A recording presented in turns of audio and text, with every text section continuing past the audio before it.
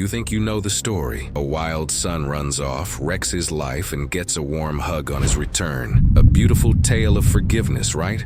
But what if I told you the real villain never left home? What if the greatest danger to your soul isn't rebellion, but religion? This isn't just a heartwarming parable. It's a grenade Jesus dropped right at the feet of the self-righteous. And if we're not careful, we'll miss the explosion entirely. Part 1. The scandal you've never seen step back 2,000 years. Imagine the air thick with tension as Jesus begins to speak. Religious elites are watching. Sinners are listening. And then comes the line that would have stolen the breath from every listener. Father, give me my share of the estate. We read that like it's impatience, but in the ancient world, that's a death wish. The son might as well have said, "You're dead to me. I want your wealth, not your life. Give me what I'm owed so I can leave you behind forever."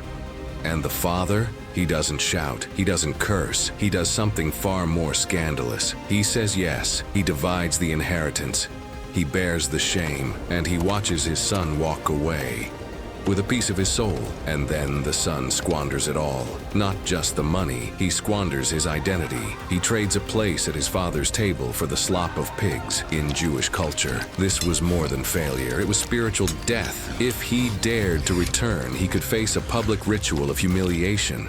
The kazaza, a clay pot smashed at his feet, symbolizing his permanent exile from the community. So when he turns back, he's not walking home in hope. He's limping back in despair. His only plan? Maybe, just maybe, he can survive as a servant. But then, the father sees him, and what happens next should stun us. The father runs. He lifts his robes, something no dignified man would do, and sprints toward his broken boy. Why? Because grace doesn't wait, grace doesn't calculate, grace moves first. And before the son can finish his apology, the father is already wrapping him in a robe, sliding a ring on his finger, calling for music, dancing, laughter, a celebration of resurrection. What was dead is alive, what was lost is found. Part 2. The Theological Battleground. But don't be fooled, this isn't a feel-good story with a soft gospel. It's a war between two truths, repentance and grace. Some say the Father's love came first, that grace initiated everything. Others argue the Son's confession mattered, that repentance had to be real. But Jesus doesn't pick sides, he holds the tension, because both are true. Yes, the Son turned back. Yes,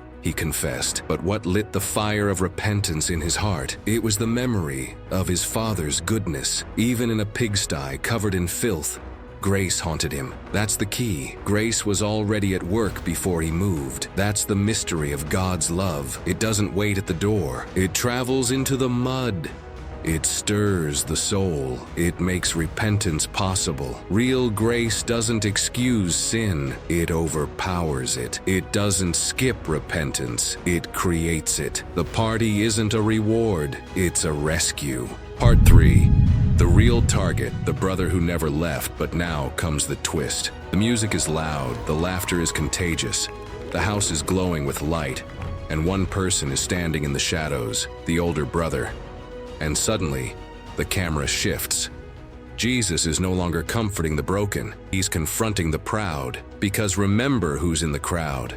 The Pharisees, the religious professionals, the ones who thought they had God figured out. The older brother storms in from the fields, hears the music, and refuses to step foot inside. "I've slaved for you," he spits.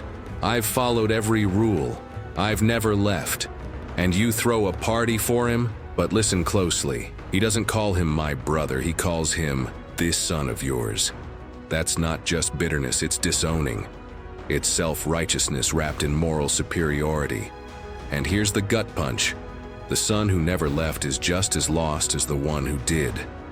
He was in the house before, but not in the Father's heart. He served, but never loved. He obeyed, but never understood the joy of grace. Now, faced with that grace, he can't stand it.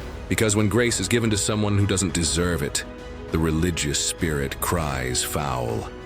But the Father once again pleads, not commands, pleads. "My son, you are always with me. Everything I have is yours." But we had to celebrate. And then silence, no ending, no resolution. Because Jesus isn't just telling a story. He's holding up a mirror. Conclusion: the cliffhanger that hits home. This isn't the parable of the prodigal son, it's the parable of the two lost sons.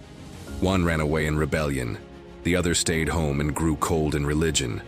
One sinned boldly, the other judged silently. Both needed the same thing: grace. And now, Jesus asks you the same question he asked that crowd. Will you enter the party? Will you celebrate a love that offends fairness but saves sinners? Or will you stay outside, holding your good deeds like a scorecard and miss the Father's heart entirely? Let's be real. There's a bit of both brothers in all of us, but which one are you right now? Are you running hoping grace will still find you? Or are you standing outside, angry that grace found someone else first? Drop a comment and tell me what part of this story hit hardest. And if this gave you a fresh way to see Jesus' parables, subscribe and hit that bell. We're digging deep every week. Remember, the Father is still watching, still running, still throwing parties for the dead who come back to life. The only question left is, will you come inside? If you enjoyed this content, like, comment, and subscribe. We read our Bible every day and want to share some of these fascinating stories and how they affect our daily lives. Thanks for watching.